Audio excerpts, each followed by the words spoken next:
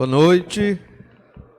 Só antes de meditarmos na Escritura, lembrar que nós teremos assembleia, os membros da igreja, no dia 30 de junho, às 9 da manhã. Então, você que é membro, venha, participe, né? Assuntos importantes. Teremos a aprovação do orçamento para o próximo semestre da igreja. Teremos novos membros, desligamento de alguns membros, leitura de ata. Então, tudo isso será contemplado na nossa assembleia do dia 30 de junho, às 9 da manhã. Lembrando também a viagem missionária das crianças. Quem vai no ônibus é R$ 25,00 e quem vai de condução própria, mas vai estar lá para participar das refeições e tudo, é R$ 12,00. E hoje você deve acertar isso com o Samuel, certo? Muito bem, irmãos. Graças a Deus pelas bênçãos de hoje. Bom ouvir os relatos do Jailson. E a Igreja do Senhor Jesus vai crescendo. E a igreja também vai preparando obreiros, né? O Jailson, pela graça de Deus, uma bênção, né? Obreiro que está aí servindo já em outra igreja ali, né? Servir na área de música e certamente em várias outras áreas, lá na Igreja Batista Luz do Mundo. Já saiu aqui da igreja missionária, Eliane, para Cabo Verde, né? O Carlos Alberto, pastor lá em Juazeiro do Norte, o Felipe Prestes, que trabalha com o Ministério de Ensino de Bíblia via internet, e pastor Bruno, aqui na Igreja Batista Regular do Cordeiro, vizinho aqui, né? No bairro Serrinha, ali perto da UES. Então, são alguns, né, dos... E Daniela também, a igreja investiu nela na época que ela foi ao seminário, né? E foi bom para mim, muito lucrativo para mim, né? E a igreja abençoou também de alguma forma. E aí temos 2 seminaristas aí em processo, é linha de produção, né? Aí quando esses 2, Deus abençoar, 3, tem o Carlos José aqui do nosso lado, né? Quando os 3 terminarem, vão servir na obra do Senhor, onde Deus direcionar, e outros irão, né? Então, você que é jovem, ou você que é casado também, se entender que o Senhor lhe chama, então a igreja tem que enviar, não é verdade, os vocacionados para servir na obra do Senhor. Então, orem por isso. Hoje nós queremos perceber, diante de tudo que entoamos de cântico aqui, tem muito a ver com o texto que nós vamos observar em Hebreus capítulo 10. Olha Hebreus capítulo 10. Esse texto nos fala que Jesus nos aperfeiçoou ao morrer na cruz. Nós fomos aperfeiçoados pelo Senhor Jesus Cristo, porque Ele morreu na cruz pelos nossos pecados. Veja que no capítulo 5, capítulo 7 de Hebreus, nós lemos sobre um grande sumo sacerdote. No capítulo 8, sobre a nova aliança. A velha aliança passou, estamos numa nova aliança, um novo mediador. E no capítulo 9, nós ouvimos muito sobre o sangue de Jesus, o sangue do Senhor Jesus Cristo, que foi necessário ser derramado para a salvação dos pecadores. Então, essa epístola, ela foi escrita, o autor nós não sabemos bem quem é, mas ela foi escrita com a função de fortalecer crentes fracos na fé, crentes que estavam a ponto de apostatar da fé, de deixar a fé em Jesus. E a mensagem dessa epístola qual é? É Jesus Cristo. É uma das cartas mais cristológicas do Novo Testamento. Fala do Senhor Jesus do começo ao fim, Jesus como Deus, Criador de todas as coisas, como o Pai foi Criador, mas também o Filho que teve que morrer numa cruz, o Cordeiro de Deus, para nos livrar da condenação dos nossos pecados. O grande ensino dessa epístola é esse, é que se eu estou fraco na fé, o que é que eu devo fazer? É buscar o Senhor Jesus Cristo, é conhecer o Senhor Jesus Cristo, é voltar-me para o que Jesus fez na cruz pelos meus pecados. É isso que fortalece um crente. Não é uma boa programação na igreja, não é ter uma maior interação com os irmãos. Isso é bom, mas isso não fortalece necessariamente. Isso é bom para ter comunhão, é maravilhoso. Mas o que é que fortalece um crente? É você olhar para Cristo. Toda essa epístola fala disso, textos até bem incisivos e detalhados sobre o que Jesus fez na cruz pelos nossos pecados. Isso é importante para nós que cremos em Jesus. Às vezes achamos que o Evangelho ele foi escrito só para pregar para os perdidos se converterem. Também. Mas o Evangelho foi escrito para que os crentes cresçam em fé no conhecimento do Senhor Jesus Cristo. Nós temos que aprender bastante com o nosso Senhor Jesus, não sabemos todas as coisas, mesmo um saber acadêmico, uma boa leitura da Bíblia, não implica um saber espiritual, um saber de prática e aplicação na vida do que Jesus está falando. Então temos que constantemente revisar, rever, ler, orar sobre o que Jesus fez na cruz pelos nossos pecados. Esse é o fundamento da nossa fé, é o que nos fortalece, é o que justifica estarmos aqui domingo à noite.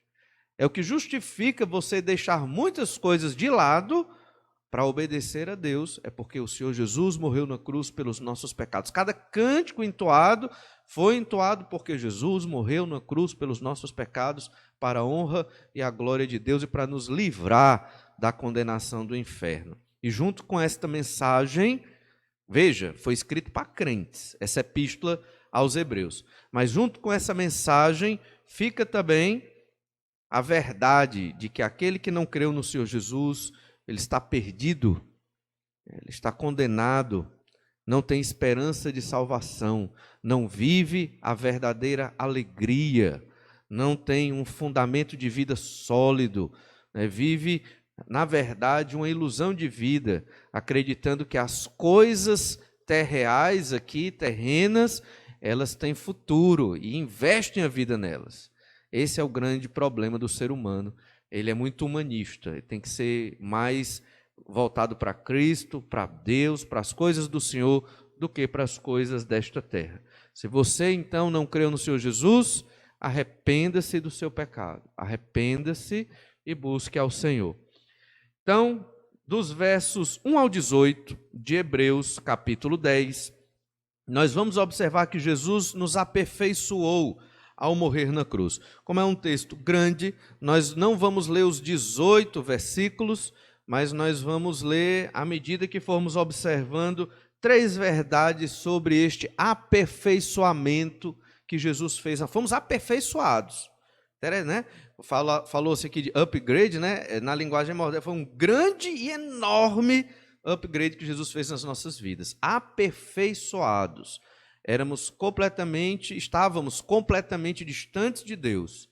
Não é a religião que liga um homem até Deus, não é. Não é a atitude religiosa que liga um homem a Deus, não é. Eu quero ser religioso, eu quero buscar o Senhor e agora eu estou em contato com Deus porque eu quero, porque eu tenho essa vontade religiosa de buscar o Senhor. Não, isso não funciona, isso não acontece. O que acontece é quando Jesus, que morreu na cruz, ele te visita. Como é que isso acontece? Através do Espírito Santo de Deus, que abre o entendimento do homem pecador, que ao ouvir o Evangelho, se arrepende do pecado e suplica, alguns até em prantos, para que Jesus o salve. E é assim que a gente se liga até Deus. A única forma no universo de você ter contato com Deus é através do Senhor Jesus Cristo, que é Deus também, que veio especificamente para mediar a nossa relação com Deus. Não é pela Igreja Batista. Você pode estar nesta Igreja Batista e estar longe de Deus. Pode. Porque você não está observando o que Jesus fez na cruz pelos seus pecados. Você pode ser um evangélico e estar longe de Deus. Então, entenda, para estarmos com o Senhor, ligados ao Senhor em relacionamento com Deus, Deus ouvindo a nossa oração, é necessário o Senhor Jesus nos aperfeiçoar. E essa é a primeira verdade, somente o sacrifício de Jesus pode nos tornar perfeitos. E entenda, o que é ser perfeito aqui? Vamos ler então Hebreus 10, verso 1. Ora, visto que a lei tem sombra dos bens vindouros, não a imagem real das coisas, nunca jamais pode tornar perfeitos os ofertantes com os mesmos sacrifícios que, ano após ano, perpetuamente, eles oferecem. E esse versículo, ele já foi lido, já foi escrito antes, né, aqui mesmo na Epístola aos Hebreus, com outras palavras, mas ele está sendo novamente repetido, com alguns detalhes a mais, e a ideia aqui é que a lei de Moisés, que você deve ter lido lá no livro de Êxodo, Levítico, Números, Deuteronômio. Levítico tem uma porção da lei, Números tem uma porção da lei, Levítico todo é lei, exceto os capítulos de 8 a 10, que são narrativa.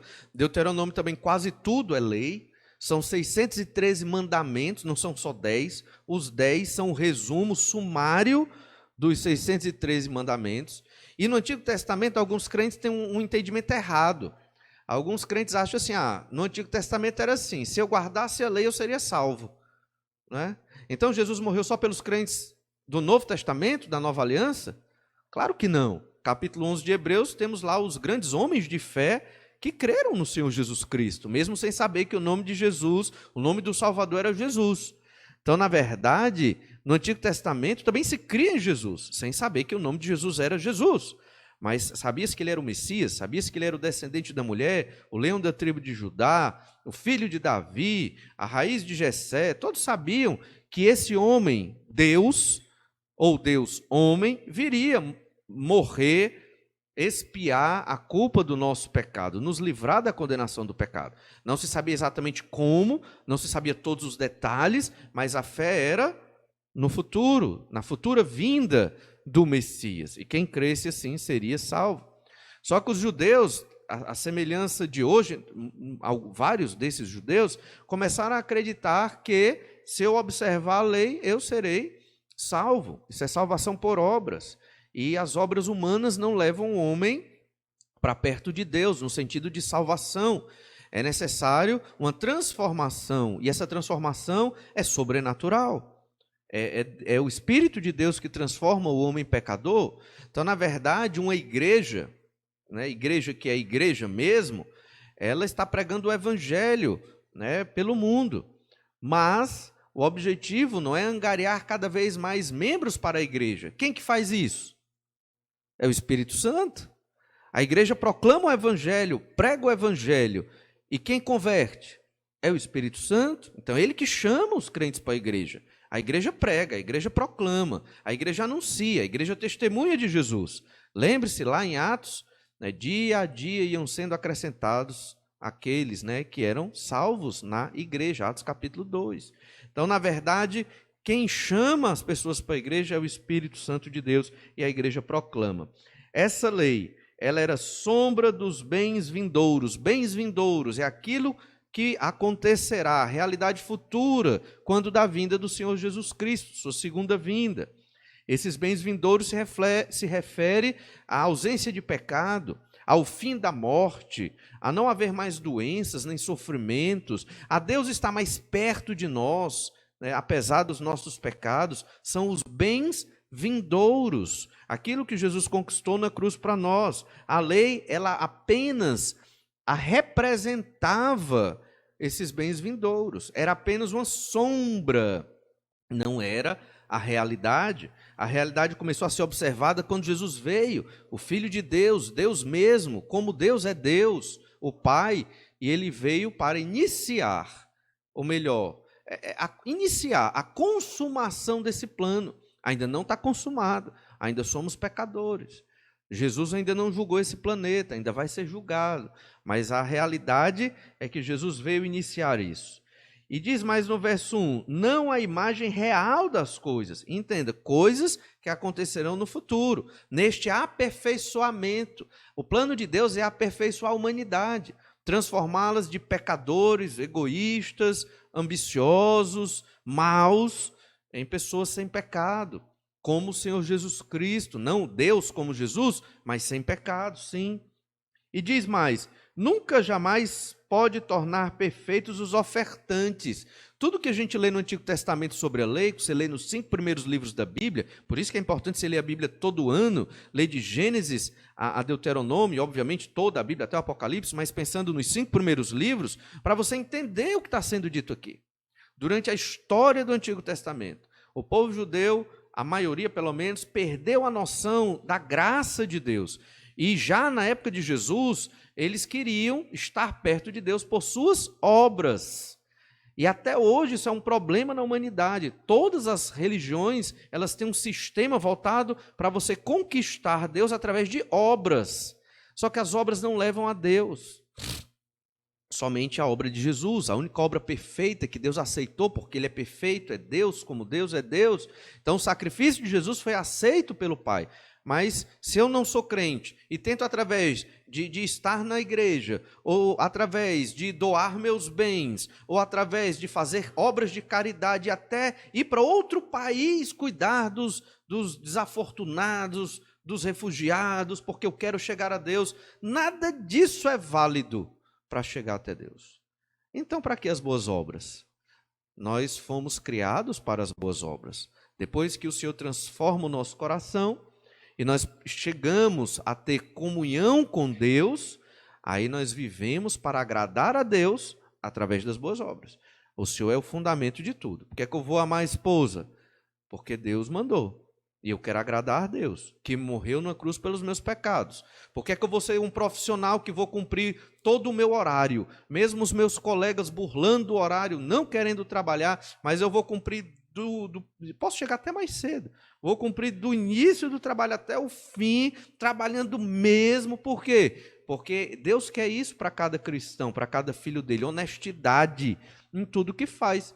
Então eu vou fazer, não porque eu vou ter um chefe que vai me premiar, ou porque eu vou ser elogiado, não interessa se alguém vai reconhecer ou não, mas é porque o Senhor quer assim, está na Escritura, e eu vou servir a Deus dessa forma. Por que eu vou estudar? Por que eu vou procurar ser um bom aluno e tirar notas boas? Para a glória de Deus. Na verdade, tudo se fundamenta nisso, tudo é para a glória do Senhor, não para mim, não para os outros, mas para o Senhor que morreu na cruz pelos nossos pecados.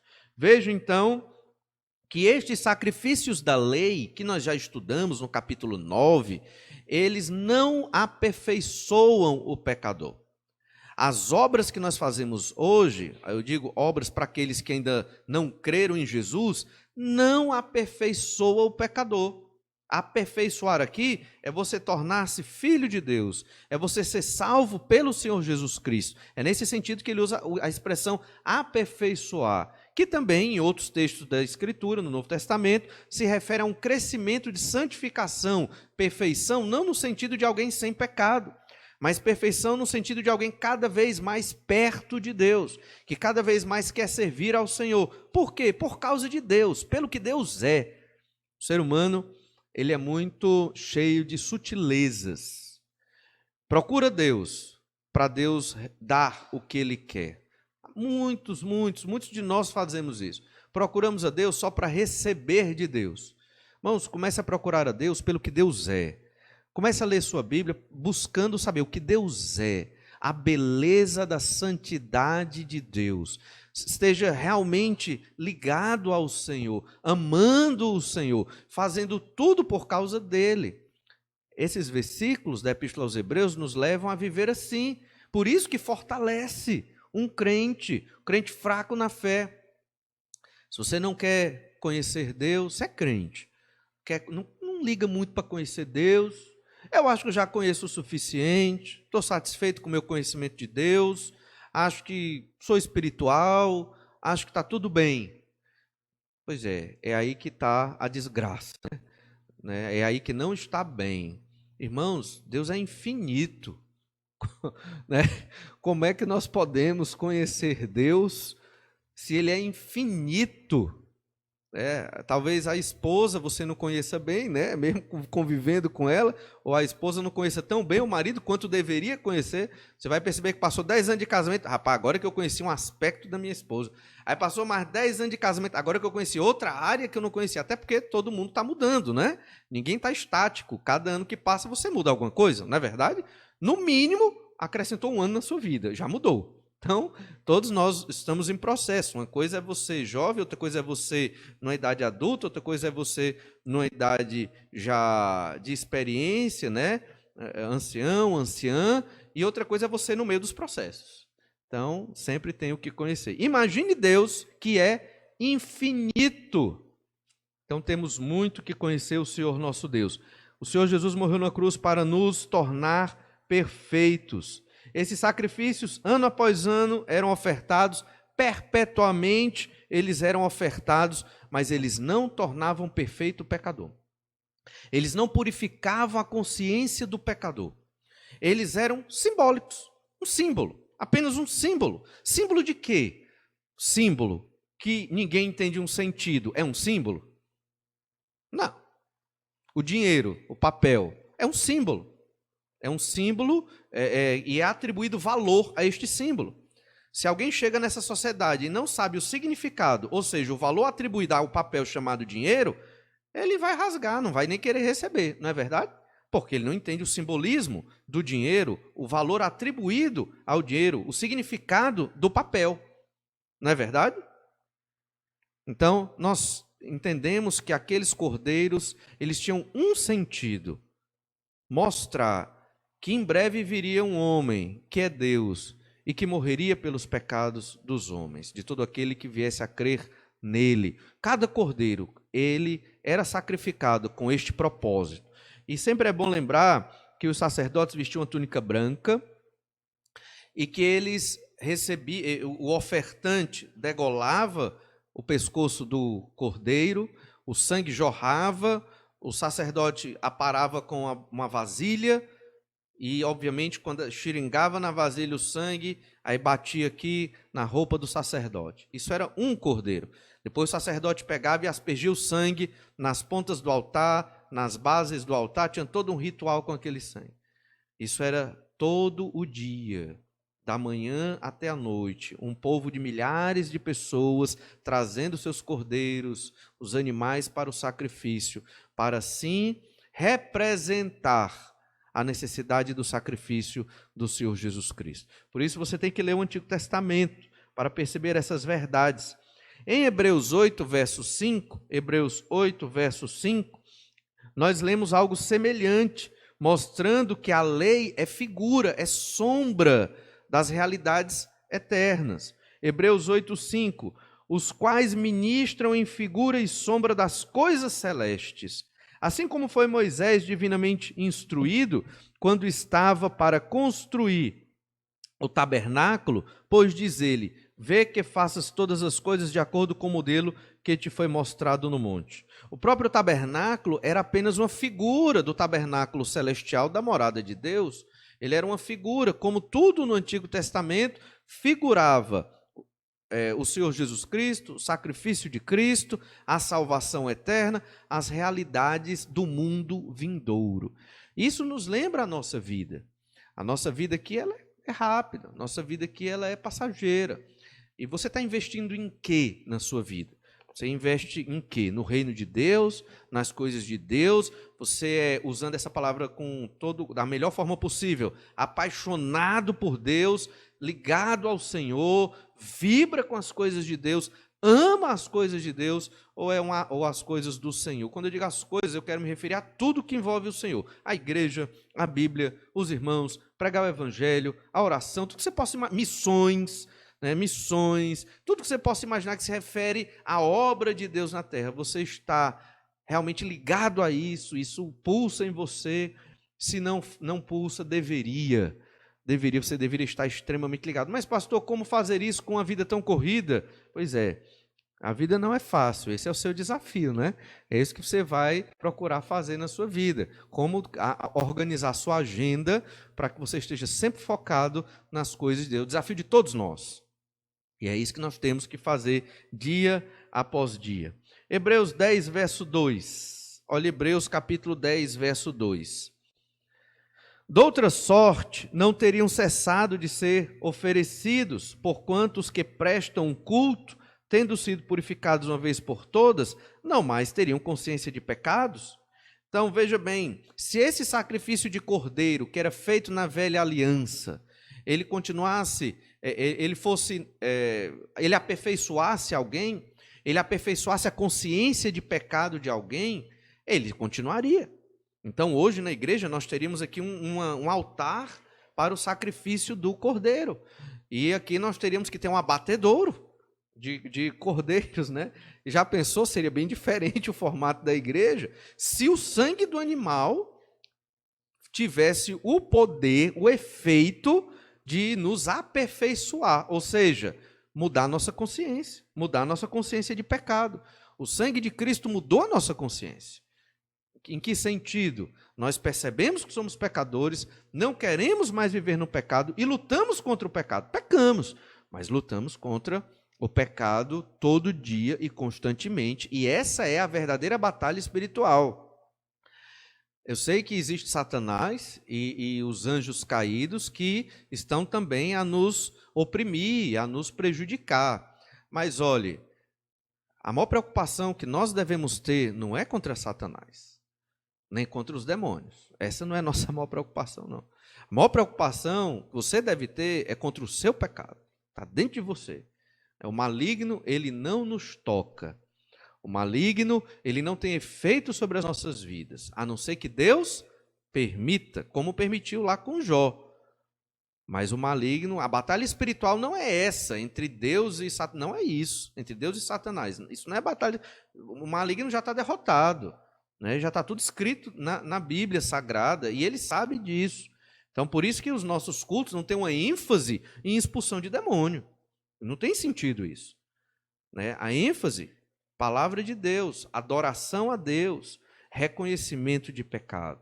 Quanto mais nos arrependemos dos nossos pecados e entregamos a nossa vida ao Senhor em santidade, mais agradamos ao Senhor nosso Deus.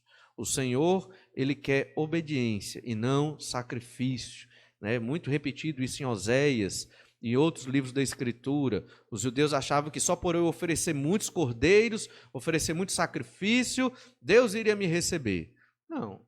Se você oferece um sacrifício sem o coração estar arrependido, o que é que adiantou? Né? Perdeu o cordeiro, foi inútil aquele cordeiro. Então não era só sacrificar o cordeiro, tinha que estar arrependido.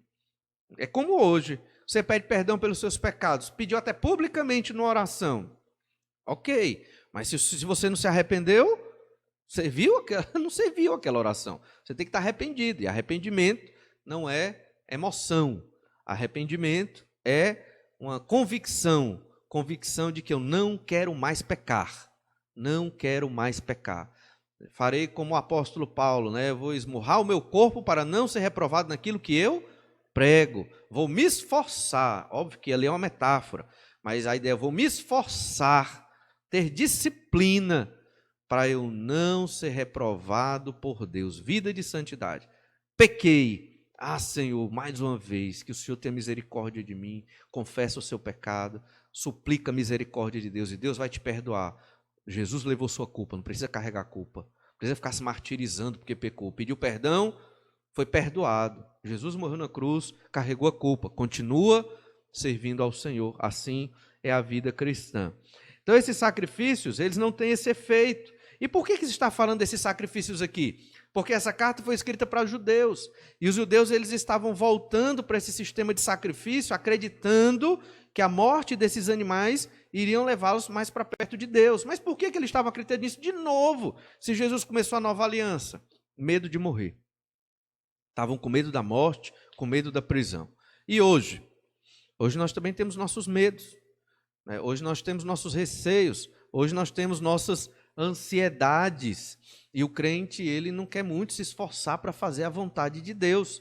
Muitas vezes ele prefere escolher e viver numa igreja, como é que eu posso dizer sem pecar aqui, uma igreja que dilui o evangelho, uma igreja que não está tão comprometida com as coisas de Deus, não é verdade? Porque ali ninguém me perturba, naquela igreja ninguém vai mexer comigo.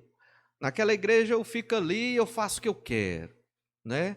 Muitos estão indo para igrejas assim, existem igrejas assim, olha, você em Fortaleza escolhe do jeito que você quer. Você gosta de beber, se embriagar, tem uma igreja que você vai, e você bebe, se embriaga, não tem problema. Não tem problema. Você gosta de ir para festa mundana, né? Show, festa mundana, tem uma igreja ali que você vai, que não tem problema nenhum.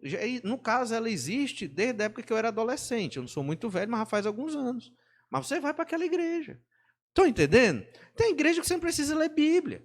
que a pregação é 20 minutos, lê um versículo lá, te dá uma energia de motivação, você sai vibrando da igreja animado, alegre, né? O culto foi uma bênção, é o comentário que muitos dizem após um culto assim.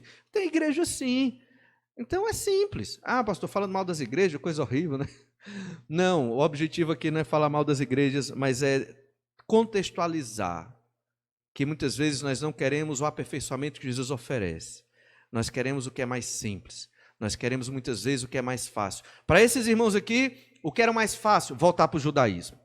Voltar para a crença na velha aliança. Voltar a acreditar que aquele cordeiro animal é que poderia expiar meu pecado. Que nunca foi o que o Antigo Testamento disse. Mas os judeus deturparam o ensino da velha aliança no judaísmo helenista do primeiro século. Hoje nós fazemos algo muito semelhante. E não olhamos para Cristo. Aí o crente fica fraco na fé. O objetivo é Jesus. Quem você tem que imitar? É Jesus. Ah, tem um irmão da igreja que fez uma coisa errada, eu estou decepcionado, vou sair da igreja, a igreja cheia de hipócrita. Né? Não é assim que funciona. Você tem que olhar para Cristo. E o irmão fez coisa errada? Exorta. Ah, o irmão vai ficar com raiva de mim. Bem, é assim que a Bíblia ensina. Exorta. Se o irmão ficar com raiva, leva 2 testemunhas. Se ele estribuchar, traz para a igreja. E a igreja resolve o problema, votando na assembleia a vida daquele irmão que não quer se arrepender do pecado. É muito simples. É Bíblia. E essas verdades, elas purificam a nossa alma e nos trazem um sentido de retidão, uma objetividade da vida com Deus. Às vezes nós temos um entendimento errado, como se a vida com Deus é só sentir coisa boa, né? Não é. Jesus, para fazer a vontade de Deus, ele se angustiou. Hoje não terminamos, mas começamos a falar de um Jesus angustiado. E por que ele ficou angustiado? Fazer a vontade de Deus.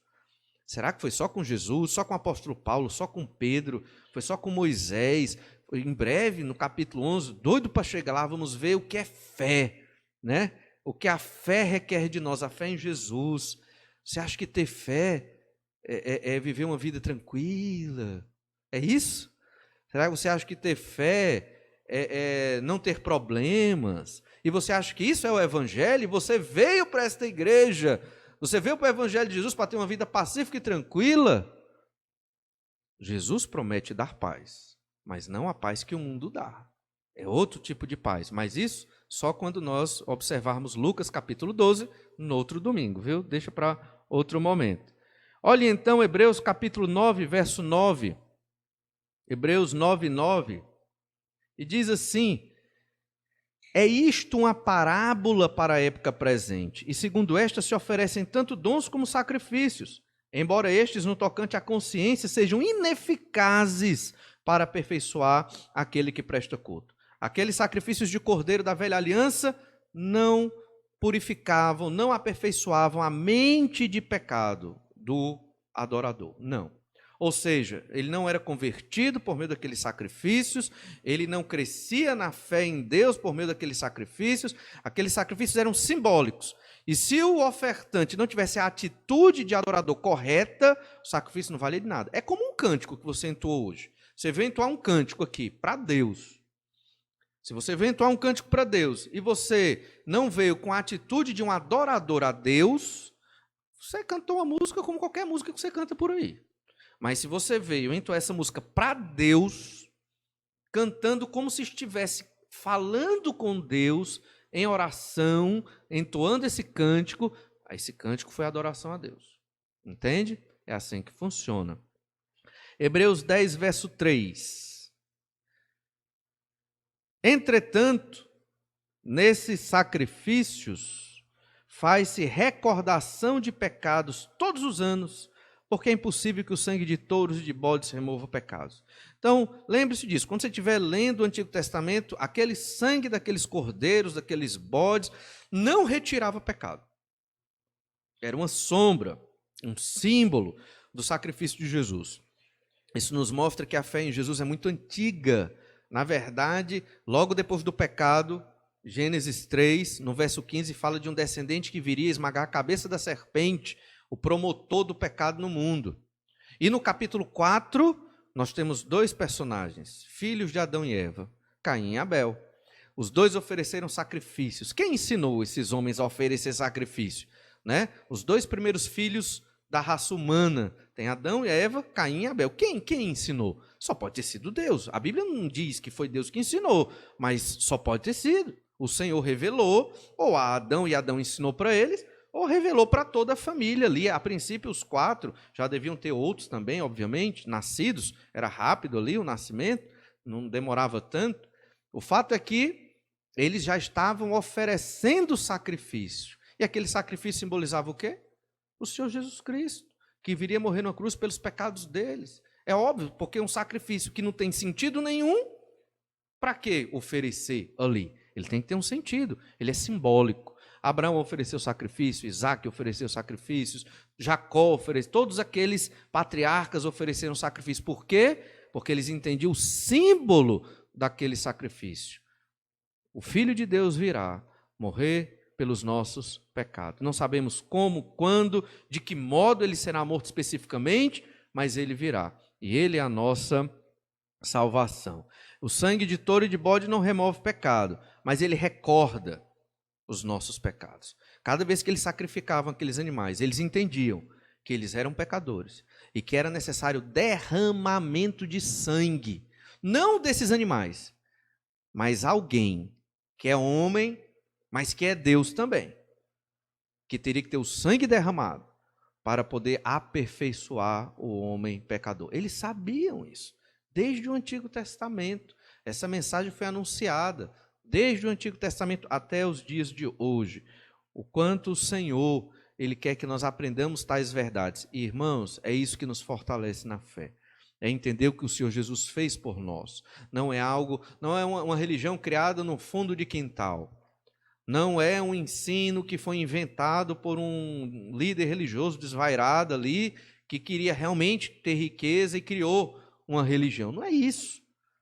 A Bíblia Sagrada é muito mais profunda, completa e extensa no período, em que proclama esta mensagem do Senhor Jesus Cristo. Olha então Hebreus 7,19. Hebreus 7,19. Pois a lei nunca aperfeiçoou coisa alguma, e por outro lado se introduz esperança superior pela qual nos chegamos a Deus. A lei, só o guardar a lei, obedecendo os regulamentos, não aperfeiçoa ninguém, é pela graça de Deus. Se você for religioso e pelas suas obras quiser chegar a Deus, você não chega, você não será aperfeiçoado. Guarde bem isso. Só tem uma forma de chegar a Deus, o sacrifício do Senhor Jesus Cristo. Só o sacrifício de Jesus aperfeiçoa você, torna você completo para poder chegar diante de Deus. Não porque você tem capacidade ou potencial para isso, mas porque o Senhor Jesus tem, e Ele te substitui lá na condenação dos teus pecados. Ele é o mediador desta superior aliança. Ainda em Hebreus capítulo 10, verso de 5 a 7. Hebreus 10, do verso 5 ao verso 7. Por isso, ao entrar no mundo, Jesus, no caso aqui, diz: sacrifício e oferta não quiseste, antes um corpo me formaste. Não te deleitaste com holocaustos e ofertas pelo pecado. Então eu disse: eis aqui estou, no rolo do livro está escrito a meu respeito, para fazer, ó Deus, a tua vontade. A vontade de Deus foi que o Senhor Jesus Cristo viesse morrer numa cruz pelos nossos pecados, para nos dar oportunidade de salvação. Próximo domingo nós observaremos os versos 5 ao 7, porque eles são a citação do Salmo 40. E é interessante entender por que o autor dessa epístola foi lá no Salmo 40, trouxe alguns versículos e colocou aqui. Mas por hoje, importa-nos encerrar entendendo que o Senhor Jesus, ao morrer na cruz, nos aperfeiçoou. Aperfeiçoar aqui significa, Ele tirou você de uma condição de pecador condenado, criminoso, diante do juiz, que é Deus, e colocou você numa situação de uma pessoa, um justo, sem crimes, sem pecados. Quando Deus olha para nós hoje nesse culto, Ele olha para pessoas sem pecados. Por quê? Porque o sangue de Jesus está sobre nós. É por isso. Então temos que sempre lembrar o que nos fortalece. o sacrifício do Senhor Jesus Cristo. Por que estamos aqui? Por causa do Senhor Jesus Cristo, para a glória de Deus. O que é que fortalece um crente na fé? É lembrar-se do que Jesus fez na cruz por nós. E se você ainda não creu no Senhor Jesus, só há uma esperança para você: arrependa-se do seu pecado. Vamos orar, pedir que o Senhor nos abençoe. Pai, só temos que te agradecer por tudo, porque o Senhor é maravilhoso e cuida de nós. Muito obrigado, Senhor. Obrigado porque o Senhor nos traz para perto de ti.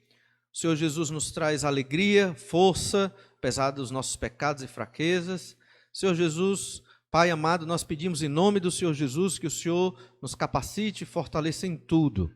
Sabemos que a vida neste mundo é difícil, sabemos que somos pecadores, ainda somos pecadores, e que te agradar cada vez mais parece estar mais complicado por causa do nosso próprio pecado e do pecado desse mundo. Então, Pai amado, que o Senhor nos fortaleça, nos capacite e vivamos em santidade diante do Senhor, apelando, ó Pai, a tua graça, a tua misericórdia, e que estas verdades da Epístola aos Hebreus nos fortaleçam cada vez mais. É o que te pedimos no nome do Senhor Jesus. Amém. Então, você tem um tempo